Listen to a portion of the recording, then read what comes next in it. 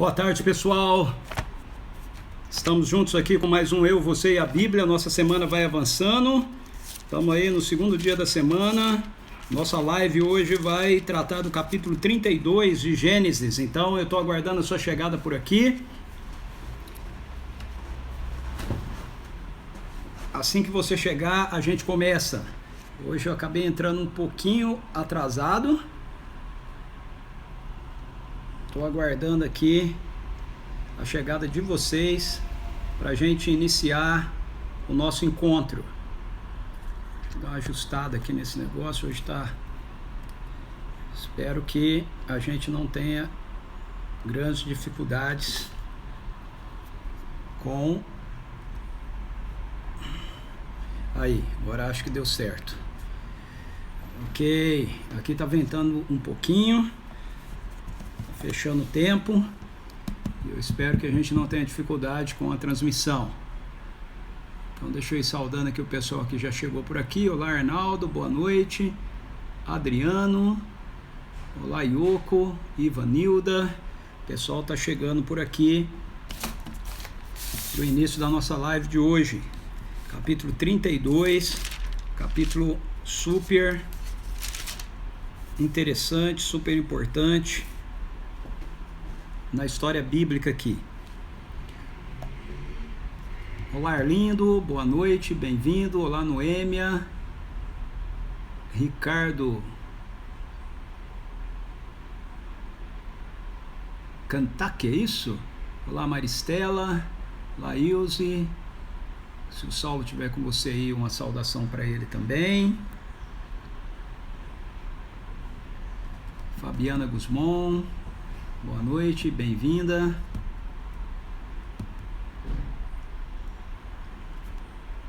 Vamos lá, Gênesis capítulo 32. Pegue sua Bíblia aí, abra com você. Eu imagino que você não tem como ver a sua Bíblia no seu celular, né? Espero que você esteja com ela aí. Olá, Giovanni. Bem-vindo. Andréia, bem-vinda também. Olá, Carmen Silvia. Saudade também, Giovanni. A gente tem sentido a sua falta por aqui, a falta de vocês, né? Sua e da Andréia. Mas que bom que hoje deu certo.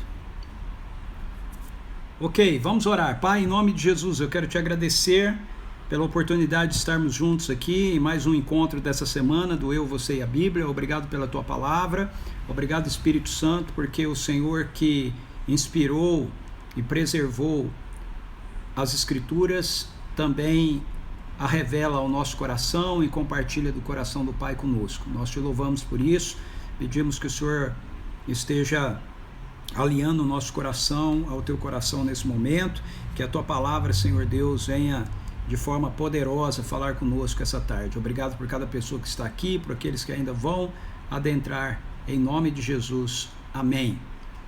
Ok, enquanto eu orava, quem foi chegando por aí, Márcia Amaral, bem-vinda. Oi, mãe, minha mãe entrou aqui, ó, Sirlene 1642 aí, ó, é minha mãe. Bem-vinda. Marissa, seja bem-vinda também. Wellison, bem-vindo. Genaíne, bem-vinda, juntamente com o João, provavelmente. Muito bem, gente. Você que está entrando na nossa live hoje pela primeira vez, eu quero apenas explicar rapidamente aqui para você. Olá, Cristina, enquanto isso eu saúdo a Cristina que está entrando.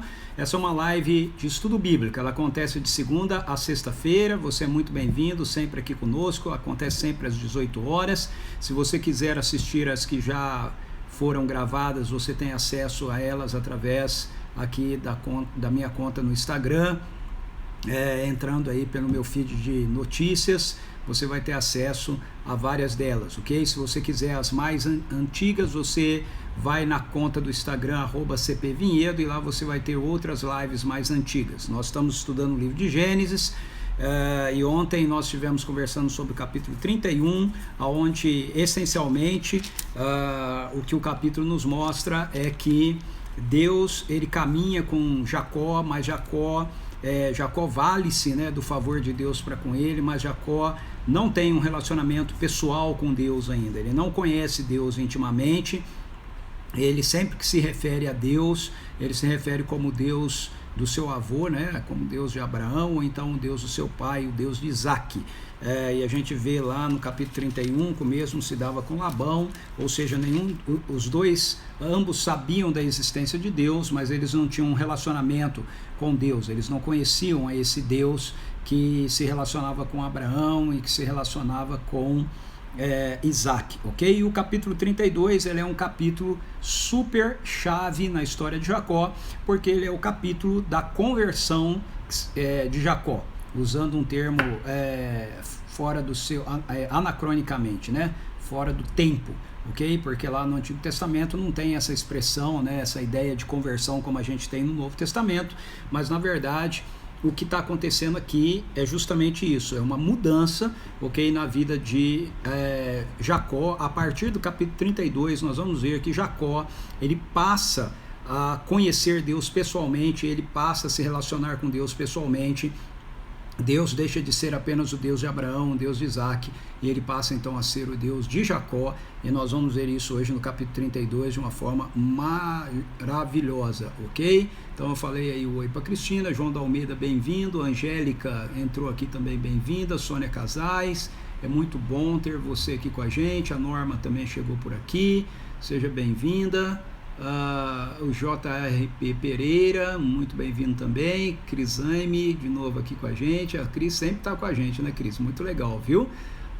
Eu gosto de ver quando adolescentes e jovens, né, vão nos acompanhando por aqui. Não que os mais velhos não sejam importantes, é muito importante a presença de todos, mas muito me anima quando eu vejo jovens e adolescentes, né, seguindo a gente por aqui, pré-adolescente, como as filhas da Ana Kelly. Olá, Sônia Chiurco, Tiago, bem-vindo também. Ana Kelly, bem-vinda. Olá, Maria. Bia Guzmão também participou com a gente aqui, tem seguido a gente sempre, né? Muito bom. Olá, Antônia, seja bem-vinda também. Então vamos lá, gente. Jacó, no capítulo 31, ele sai então, depois de 20 anos, né, vivendo lá na casa de Labão, com o clã de Labão, ele sai, ele abandona Labão e ele vai embora, ele retorna para Canaã, para a casa do seu pai Isaac, com as suas esposas e com todos os seus filhos e todos os bens que ele adquiriu ao longo de 20 anos lá, servindo Labão. Então o capítulo 32 começa dizendo assim: Jacó deu prosseguimento à sua viagem quando anjos de Deus saíram ao seu encontro.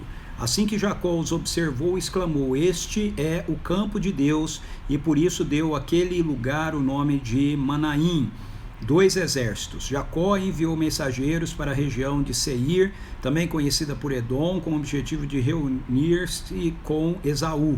E lhes ordenou: assim falareis a Esaú, meu senhor, eis a mensagem de teu servo Jacó, habitei junto a Labão, e ali permaneci trabalhando até esses dias, ganhei bois e jumentos, ovelhas e cabras, escravos e escravas, e envio agora esta mensagem ao meu senhor para que me recebas em paz. Então os mensageiros voltaram a Jacó com as seguintes notícias: fomos a teu irmão Esaú, ele mesmo vem agora ao teu encontro e há 400 homens com ele. Jacó teve grande medo e sentiu-se deveras angustiado, então dividiu em 2 exércitos os homens que o acompanhavam, como também as ovelhas, cabras, bois e camelos, pois assim planejou: se Esaú vier e concentrar seu ataque em um dos grupos, o outro terá a chance de escapar. Então Jacó orou: ó Deus de meu pai Abraão, Deus de meu pai Isaac, ó Senhor, que me orientaste, retorna à tua terra e à tua parentela, e eu te farei prosperar. Reconheço que não sou digno de toda a bondade, lealdade misericordiosa com que tens tratado o teu servo. Eu não tinha senão um cajado para atravessar o Jordão, e agora posso formar 2 exércitos. Livra-me, portanto, das mãos do meu irmão Esaú, pois tenho medo dele, para que não venha matar-nos a todos, inclusive as mães e as crianças.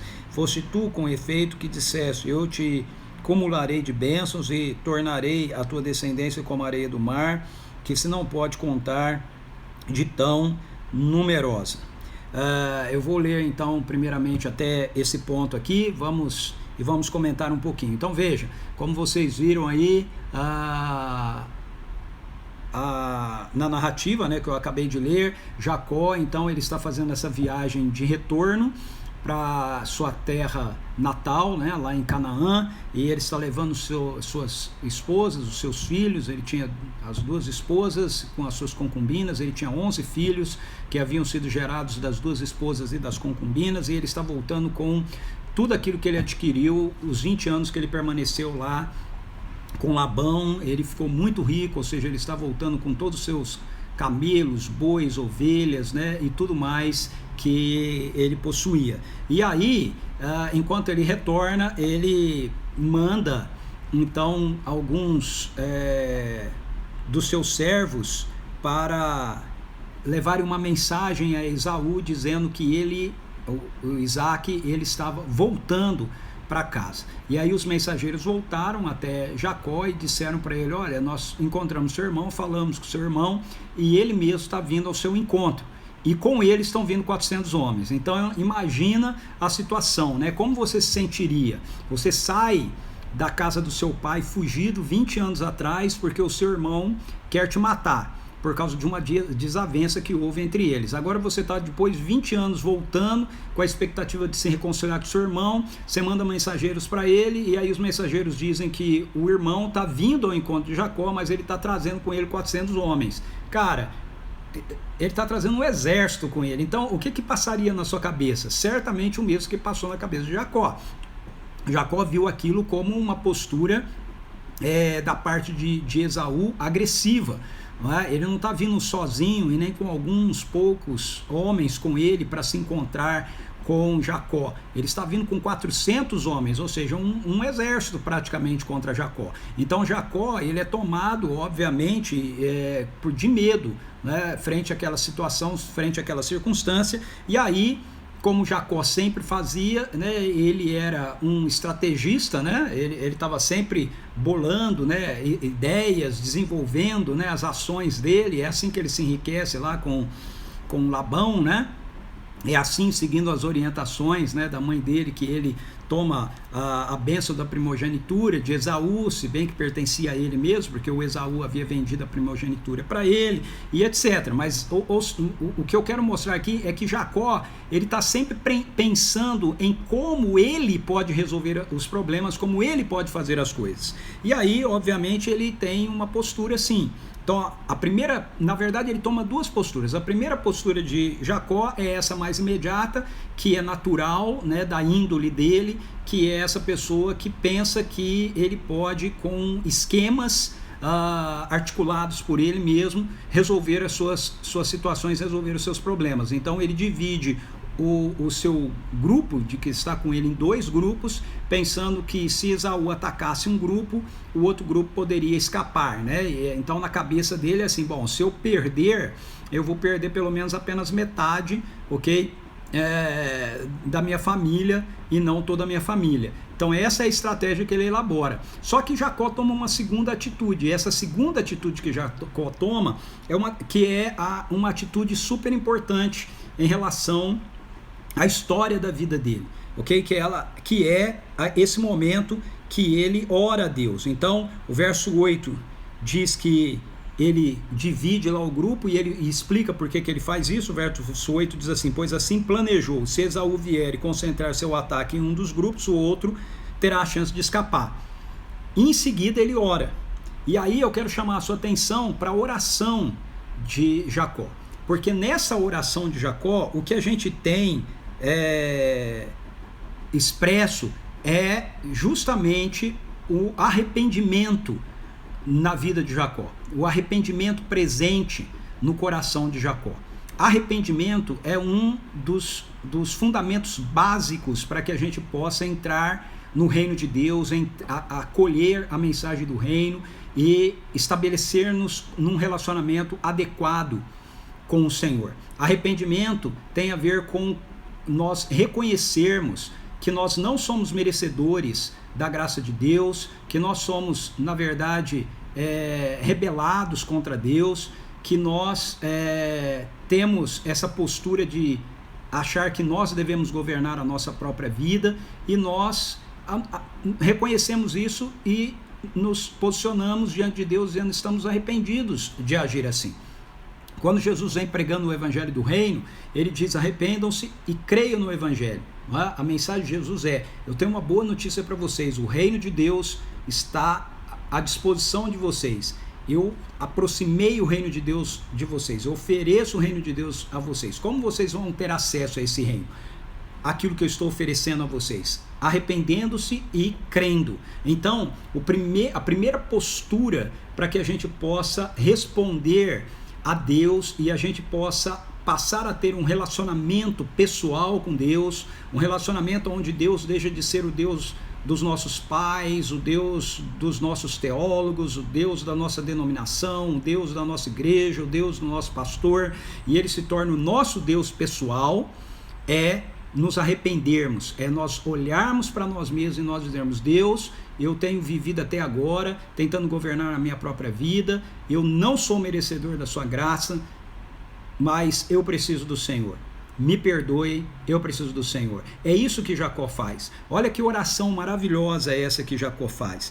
Vamos antes de reler a oração, vamos contrastar essa oração de Jacó com aquela que ele faz no capítulo 28, no final do capítulo 28, versos 20 a 22. Depois que ele tem lá o sonho em Betel, aonde ele vê o Senhor falando com ele vê uma escada que liga os céus à terra e anjos descendo e subindo por aquela escada. Ele acorda impressionado, impactado, dizendo: olha, Deus, na verdade eu encontrei a porta do céu, Deus está nesse lugar, aqui na verdade é a entrada, né, para o céu. E aí, diante de toda essa experiência dele, olha a oração que ele faz. Então, em Betel, eu estou no capítulo 28, vou ler os versos 20 a 22, ok?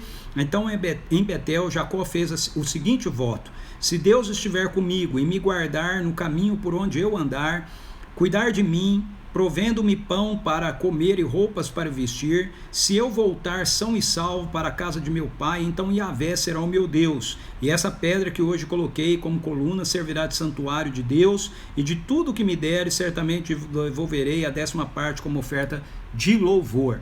Então, Jacó, diante de toda aquela experiência de revelação que ele tem de Deus, a primeira experiência de revelação que ele tem com Deus, ele se posiciona fazendo um voto, e esse voto dele, essa oração dele é completamente centrada nele mesmo.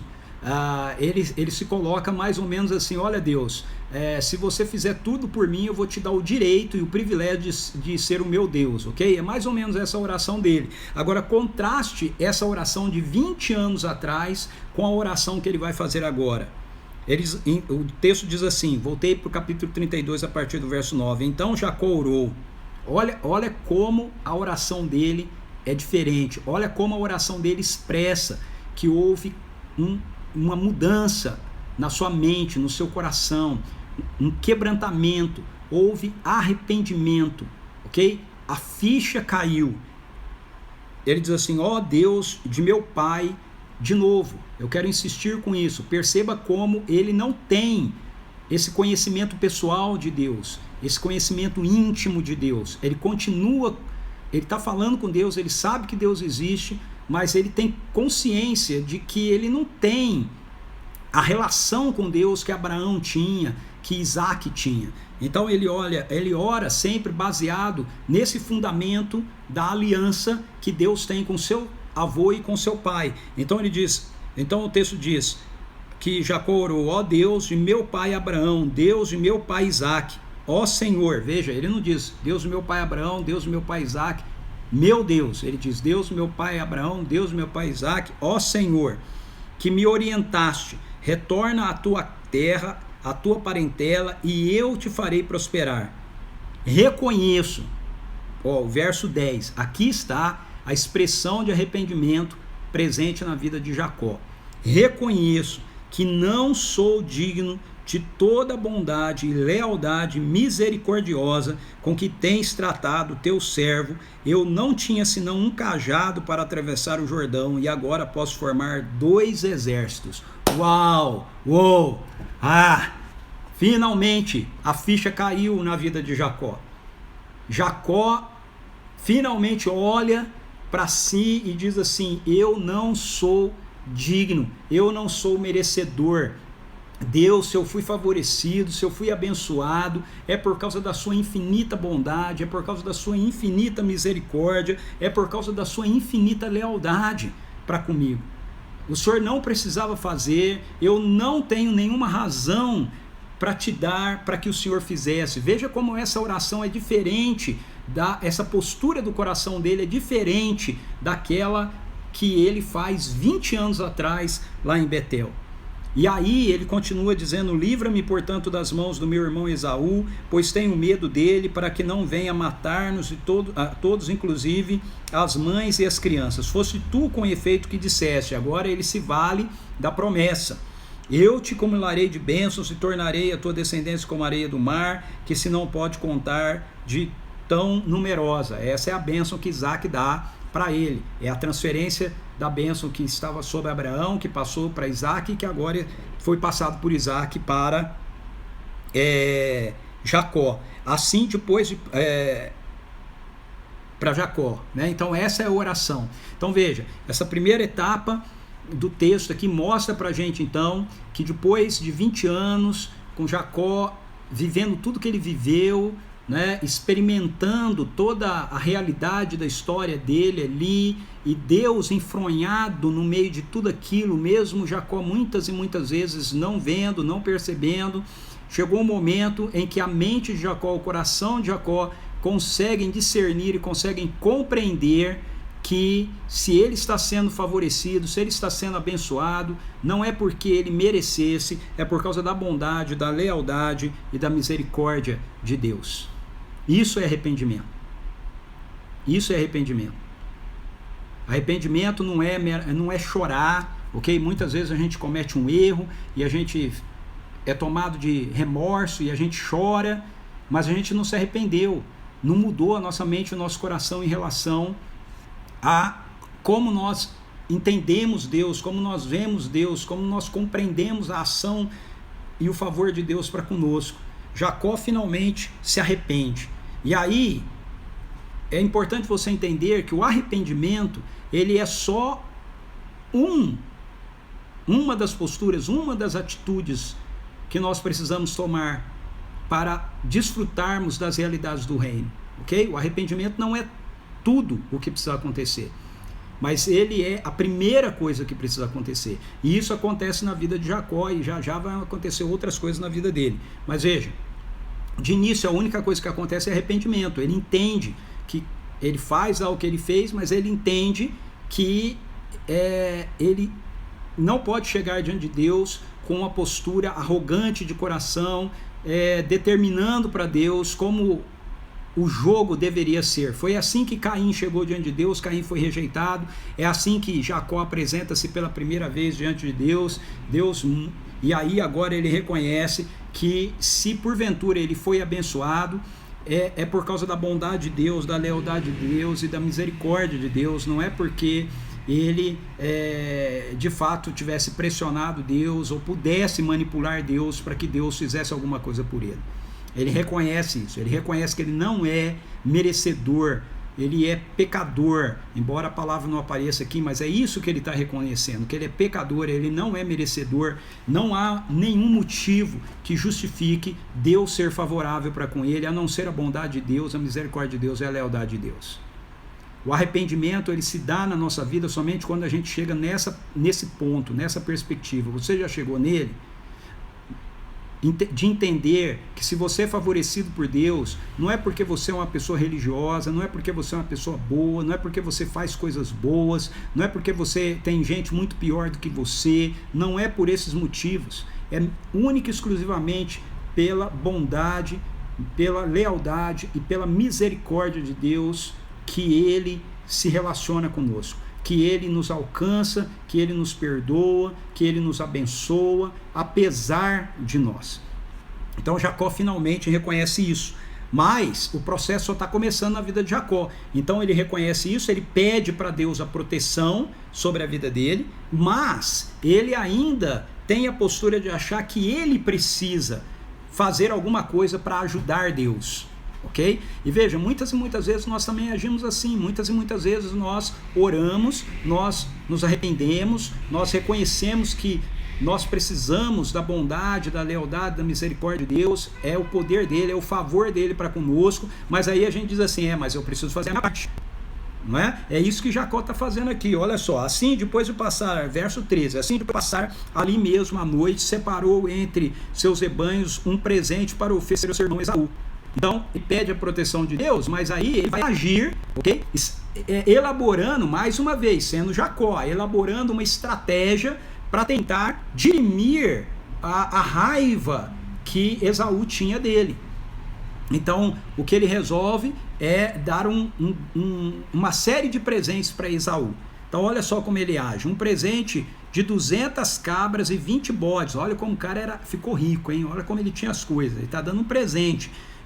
Um presente de 200 cabras e 20 bodes, 200 ovelhas e 20 carneiros, 30 fêmeas de camelo com seus filhotes, 4 vacas e 10 touros, 20 jumentas e 10 jumentos. Jacó dividiu todos esses animais em grupos e pôs um servo para tomar conta de cada rebanho. E deu a seguinte ordem: ide adiante de mim e deixai espaço entre os rebanhos. Ao primeiro deu essa ordem: quando meu irmão Esaú te encontrar e te indagar de quem és, para onde vais, a quem pertence o que está diante de ti, responderás: é de teu servo Jacó, é um presente oferecido a Esaú, meu senhor, e ele mesmo chegará atrás de nós. Assim Jacó deu a mesma instrução ao segundo e ao terceiro, e a todos os que caminhavam atrás dos rebanhos que seriam entregues.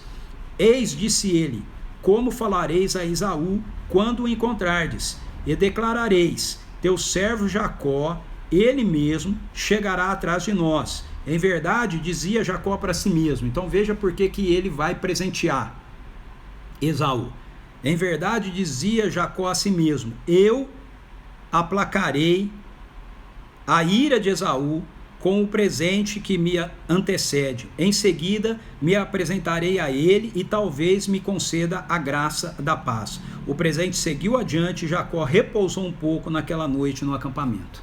Então isso é muito interessante, porque Jacó, ele reconhece, verso 10, é de suma importância, você precisa grifar esse verso, marcar, pintar aí na sua Bíblia, escrever do lado, arrependimento de Jacó. Você pode colocar aí escrito o texto paralelo lá de Gênesis 28, 20 a 22, que demonstra a postura diferente que Jacó tem agora na sua oração, frente àquela que ele teve lá 20 anos atrás, quando ele esteve em Betel. E ele faz a oração pedindo para Deus, verso 11, livra-me, portanto, das mãos de meu irmão Esaú. Então ele pede para Deus livrá-lo.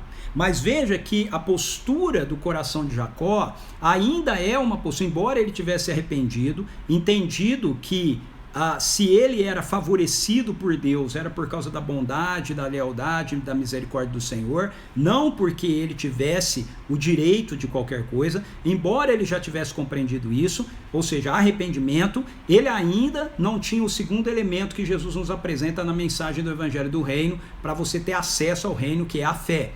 Jesus diz: eu estou aqui, o reino de Deus chegou, arrependam-se e creiam na boa notícia.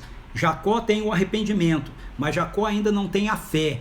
Então, ele ainda acha que cabe a ele fazer algo para se livrar. Ele não consegue realmente descansar em Deus, confiar no Senhor. Ele orou pedindo: livra-me, portanto, das mãos do meu Senhor, mas no verso 20 mostra para a gente qual é a postura verdadeira do coração de Jacó quanto a isso, quanto à confiança em Deus, quanto à fé em Deus. Ele bola então toda essa estratégia aí de dividir, de dar um monte de presentes e mandar os presentes parcialmente, né? Esses presentes aqui na época de até hoje também, né?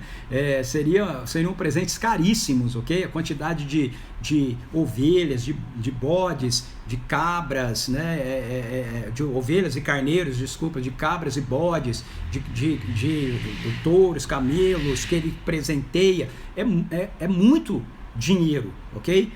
São presentes muito caros que ele está dando para Esaú, e a ideia dele é que ele vai dando esses presentes em etapas, para que assim, na verdade, ele vá amaciando o coração de Esaú.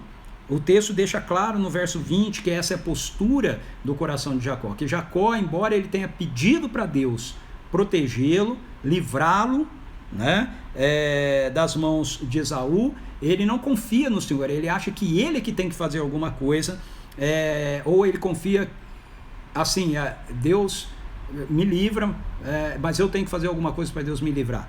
E o texto deixa isso claro: eu aplacarei, verso 20, eu aplacarei a ira de Esaú com o presente que me antecede, em seguida me apresentarei a ele e talvez me conceda grande paz. Eu apaziguarei. É muito fácil, né, você juntar os dois textos, verso 10 e verso 20. Verso 10, Senhor, livra-me de Esaú. Verso 10, eu me livrarei de Esaú.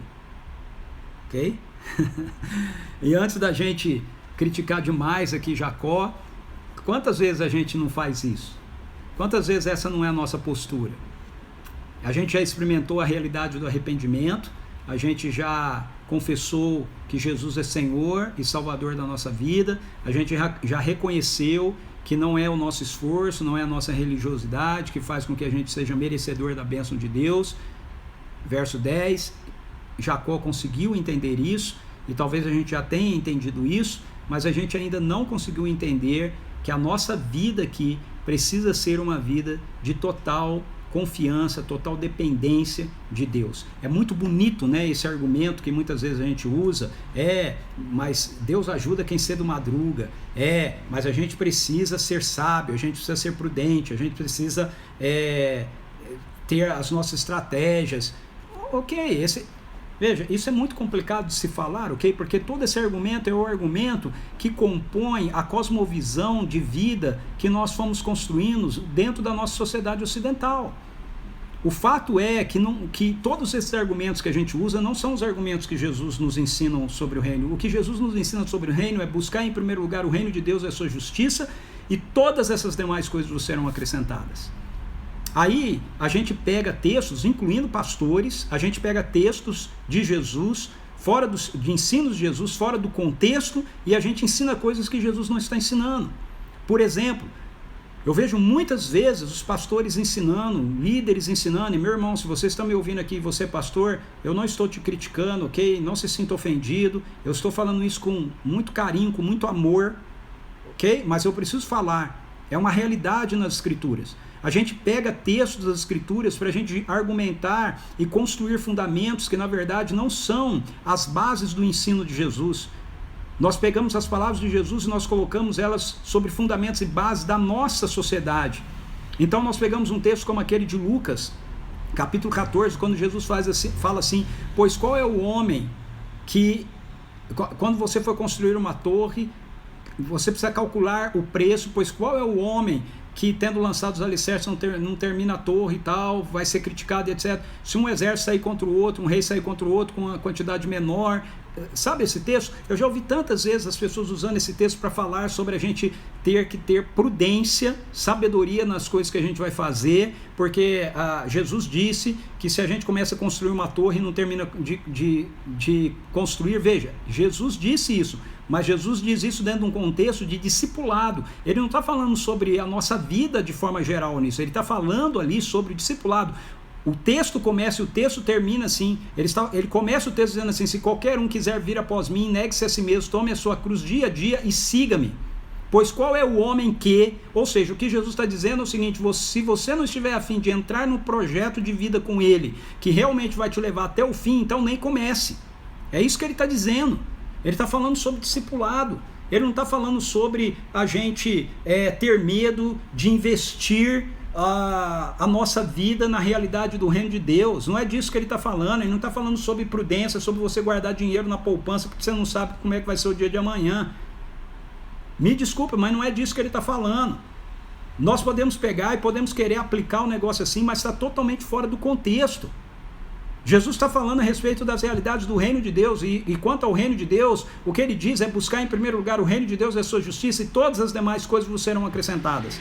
Em outras palavras, ele está dizendo, aprenda a viver a sua vida completamente voltada para as realidades do reino do meu Pai, e fique tranquilo, porque ele vai cuidar de você todos os dias. Todos os dias. O nosso problema é que nós fomos imersos numa cultura que foi sendo construída em torno da realidade materialista, capitalista, do dinheiro, onde a gente acha que se a gente não tiver dinheiro, se não tiver recursos, se a gente não tiver projeções, se a gente não tiver um resguardo, a gente não vai viver. Deus não vai nos garantir, Deus não vai nos proteger. Veja, eu não estou falando aqui de ser irresponsável, não tenho nenhum problema de você ter aplicação ou qualquer coisa disso, mas eu estou falando sobre dependência, sobre aonde a gente deposita a nossa confiança, aonde é que está a nossa esperança, onde está a nossa segurança. Então vamos ser honestos, muitas e muitas vezes, nós como pastores, líderes, discípulos, na nossa vida pessoal, mas também na nossa vida em missão como igreja, a gente formula as nossas decisões, os nossos planejamentos, os nossos planos, baseados naquilo que a sociedade tem a nos dizer, baseados naquilo que a sociedade aponta para a gente, não baseados naquilo que as escrituras nos mostram. Nós continuamos agindo como Jacó. A gente se arrepende, a gente reconhece quem Deus é, que nós não somos merecedores, mas depois nós não nos movemos em fé. A nossa fé se limita para a nossa salvação, para a nossa conversão. A gente se esquece que a fé, ela não se limita à conversão, ela é a dinâmica do reino para a nossa vida no reino se manifestar aqui. Jacó não havia entendido isso ainda. Mas quantos de nós que já experimentamos a vida de Jesus, conhecemos quem Ele é, cremos nele, estamos salvos, se morrermos vamos para o céu, mas a gente vive a nossa vida aqui limitada, escravizada, diminuta, no que diz respeito às manifestações do reino de Deus, porque a gente continua achando que depende de nós. Depende de nós, depende dos nossos cálculos, depende das nossas estratégias, depende do nosso orçamento. E talvez você diga, Ricardo, mas eu tenho não agir assim, mas pode gerar algum problema. Sim. Sabe por que gera problema na nossa vida? Gera problema na nossa vida porque nós estamos dominados por uma cultura materialista, por uma cultura do consumo, onde nós achamos que para a gente ter prazer, para a gente ser feliz, nós precisamos gastar cada vez mais, a gente precisa ter cada vez mais.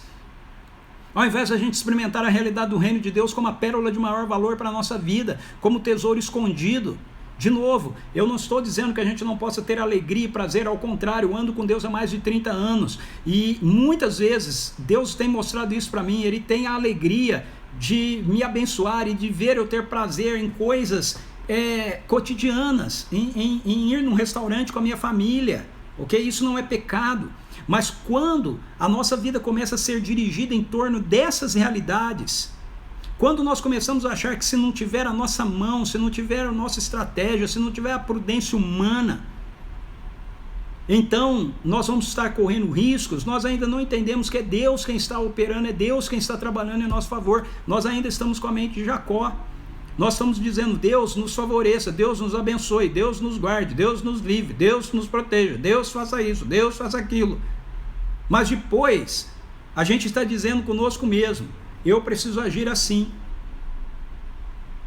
eu preciso agir dessa maneira, para aplacar a ira de Esaú, para resolver o problema no meu casamento. Deus abençoe meu casamento, mas depois eu digo, não, eu tenho que agir assim para resolver o problema no meu casamento, para resolver o problema com meus filhos, para resolver o problema com meus pais, para resolver o problema no meu trabalho, para resolver o problema na igreja. Eu preciso fazer. Desafio. Nós admiramos, nós lemos a história da igreja e a gente admira homens que se moveram pela fé, como George Miller, por exemplo. Eu sempre ouço todo mundo falando da história de George Miller, que teve um orfanato, que sustentou órfãos, sempre por oração, sem nunca ter pedido nada para Deus. Então, por que a gente não vive assim? Por que você não vive assim? A gente transfere o negócio para George Miller, a gente transfere para John Knox, a gente transfere para Calvino, a gente transfere para Madre Teresa de Calcutá, a gente transfere para o outro. Mas veja, essa vida de fé nas pessoas que a gente admira, que a gente acha extraordinário, é a vida comum do reino. É o cristianismo normal, que todos nós deveríamos estar tendo. Nós temos então um cristianismo aquém do normal. E a gente quer argumentar.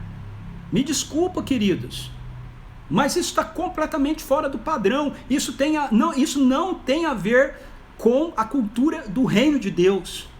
Isso tem a ver com a cultura consumista, imediatista, materialista, aonde nós estamos inseridos e nós vivemos. Essa aqui é a verdade. E de novo, eu não estou te acusando. Eu me incluo aqui. Isso é uma realidade, é um sofisma, é uma fortaleza com a qual todos nós precisamos lutar. Mas a gente precisa entender que é isso, e a gente precisa entender que a gente precisa lutar contra isso.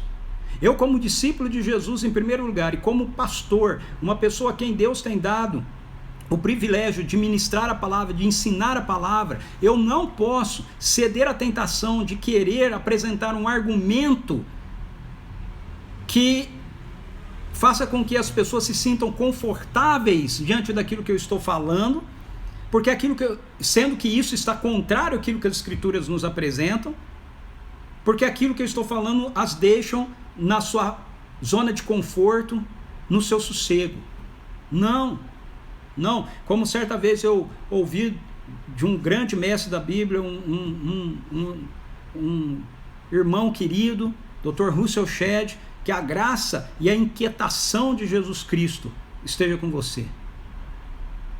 Nós precisamos da inquietação do Espírito na nossa vida, em relação ao estilo de vida marcado pela pós-modernidade que tem dominado a nossa vida.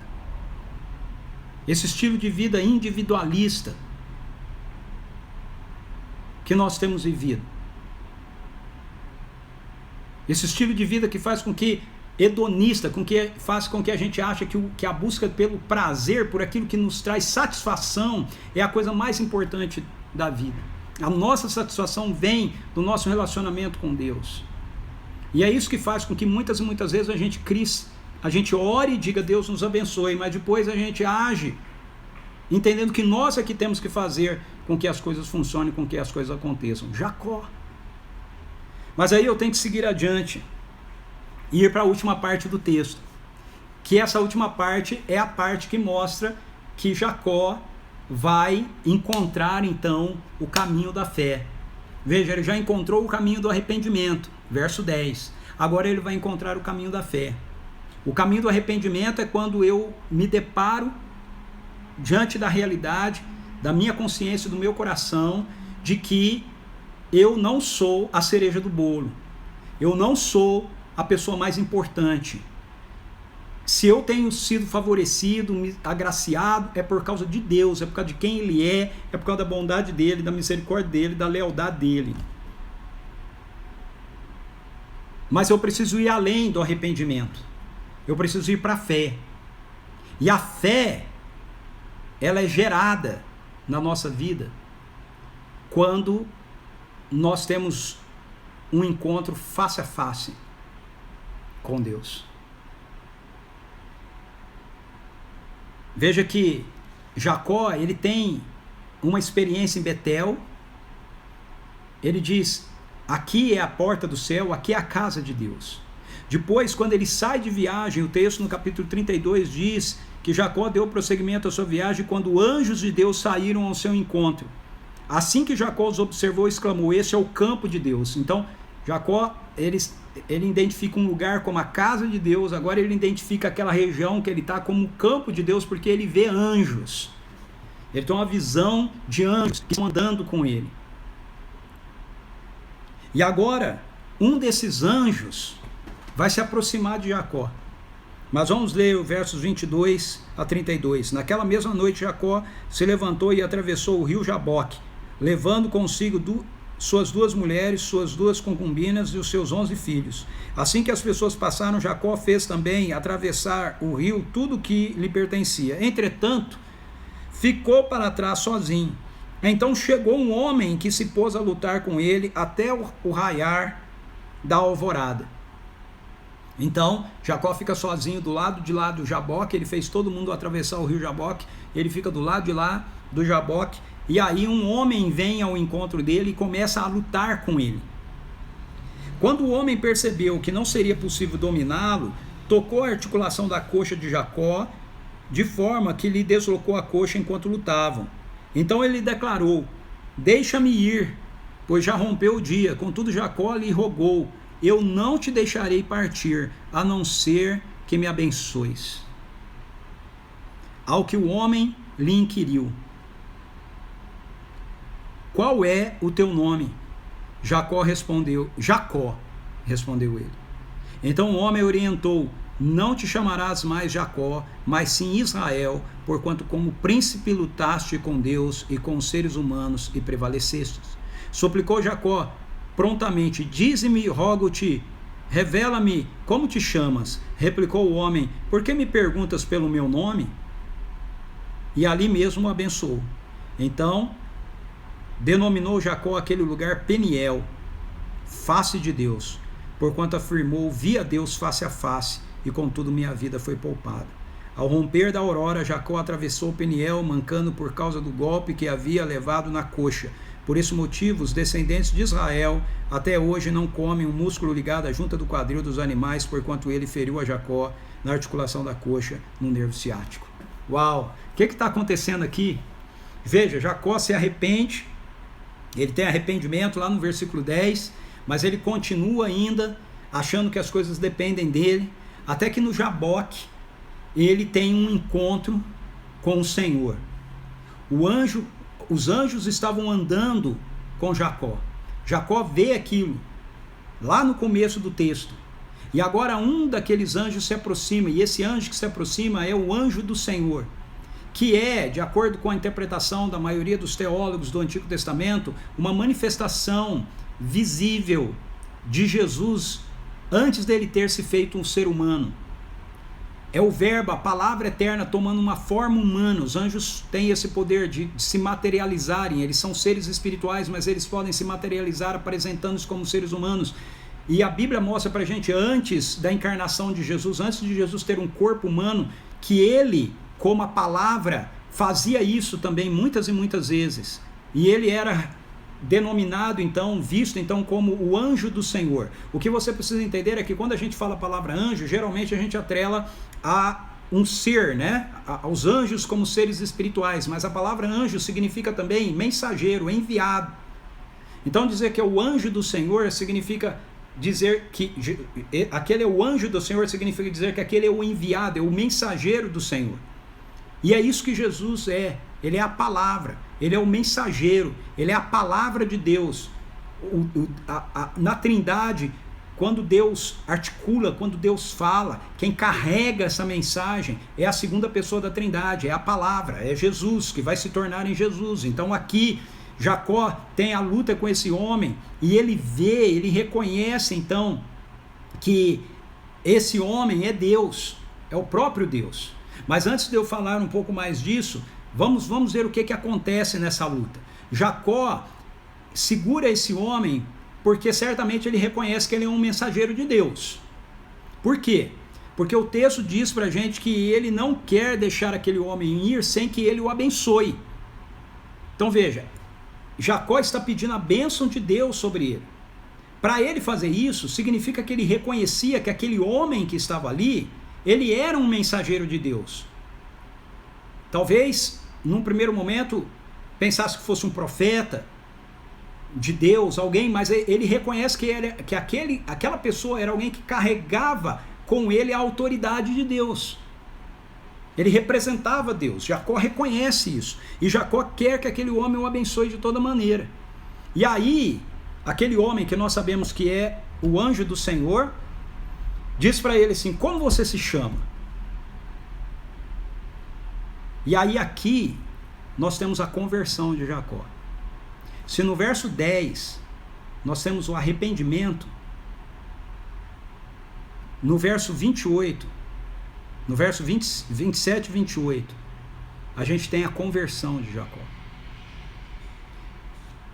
O arrependimento precede a conversão. Você não tem conversão, conversão significa mudança. Mudança não apenas de rota, mudança, a palavra tem a ver com você estar indo numa direção e você mudar a sua direção, mas não é apenas a ideia, a gente usa muito essa ideia para falar de conversão, mas não é só isso. O conceito de conversão na Bíblia tem a ver com a mudança da sua identidade. Tem a ver com a mudança da essência do seu ser. Tem a ver com você morrer para uma realidade e nascer para uma outra. E sem arrependimento, isso não pode acontecer. Então ninguém se converte sem antes se arrepender.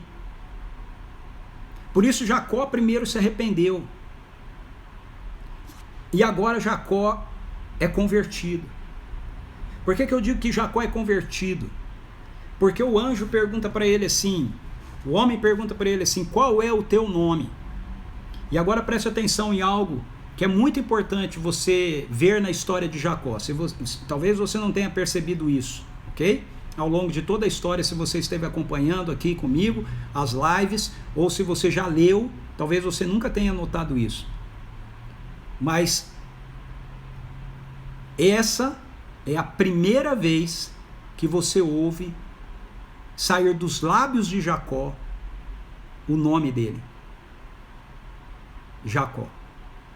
Em toda a narrativa, a gente ouve bastante Jacó, Jacó, Jacó, Jacó, Jacó, Jacó, mas você não tem nenhum texto antes desse que ele próprio se chame pelo nome de Jacó. Ele próprio se apresente assim, eu sou Jacó. Aqui é a primeira vez que isso acontece. O anjo do Senhor quer saber qual é o seu nome. Jacó. Em outras palavras, ele está dizendo, me diga quem você é. Jacó diz, eu sou Jacó. Eu sou um enganador.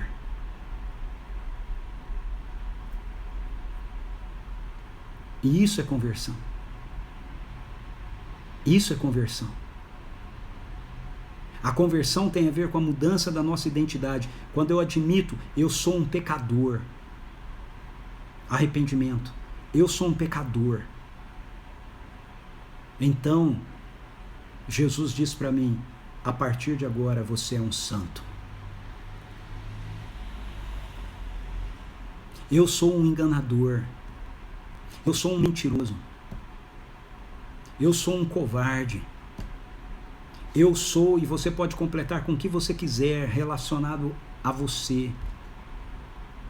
E Jesus vai mudar a sua identidade. Ele vai dizer, a partir de agora, você não é mais isso. Você é meu filho. Você é minha filha. Você é um santo.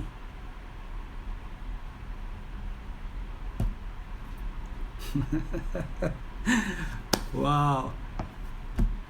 Então o homem orientou, não te chamarás mais Jacó, mas sim Israel, porquanto como príncipe lutaste com Deus e com os seres humanos e prevalecestes. Uau! Você está sentindo a presença do Espírito Santo aí com você, como eu estou sentindo aqui? Vem, Espírito Santo, mais de ti, Senhor. Oh Deus, imprime essa verdade no nosso coração, na nossa mente. Uma nova identidade.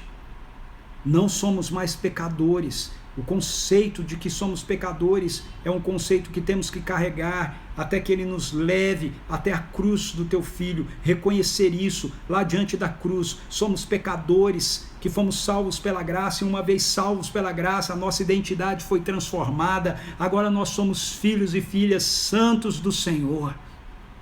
Isso é o que nós somos, essa é a nossa identidade. Senhor, somos Israel, somos príncipes. no teu reino, princesas no teu reino. Senhor, que nós não carreguemos mais a nossa falsa identidade, a nossa identidade baseada e construída na queda, em Adão, porque nós morremos e nós nascemos de novo, e ao nascermos de novo nós recebemos uma nova identidade, um novo nome. Essa é a nossa realidade. Ajuda-nos a andar nela, Senhor. Amém. Você não mais se chamará Jacó, você se chamará Israel, porque você lutou com Deus e com os homens e prevaleceste.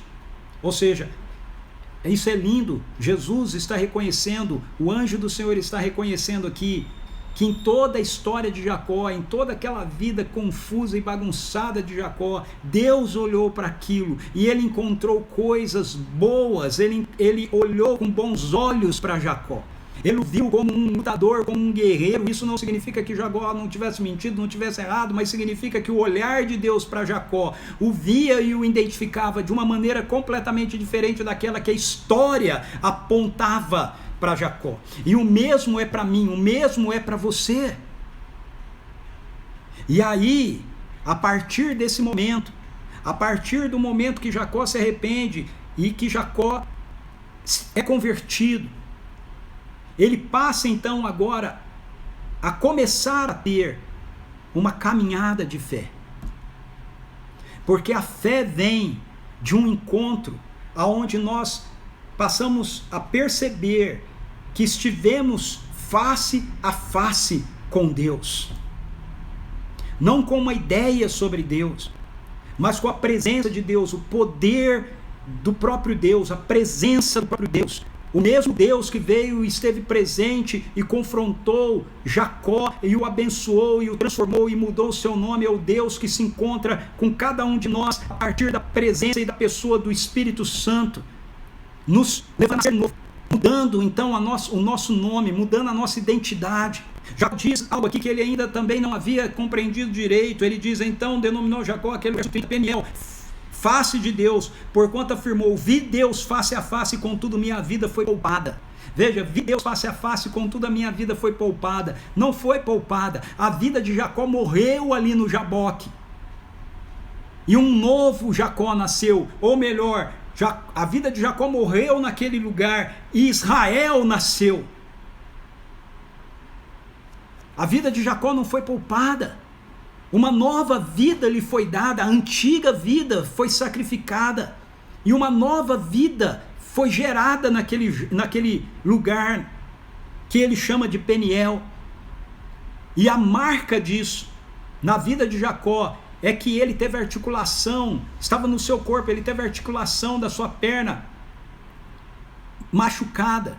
Ele passou a andar mancando a partir daquele momento. Aquilo seria um símbolo, uma marca no seu próprio corpo de que a sua vida tinha sido mudada, tinha sido transformada.